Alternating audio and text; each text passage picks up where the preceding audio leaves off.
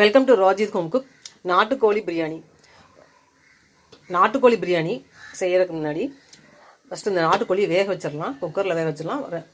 ஒரு 2 விசில் வச்சு ரொம்ப கறி உடையாமல் வேக வச்சு எடுத்துக்கணும். அதுக்கப்புறம் இந்த பிரியாணி செய்யறதுக்கு என்னென்ன வேணுங்கிறத பார்த்துக்கலாம்.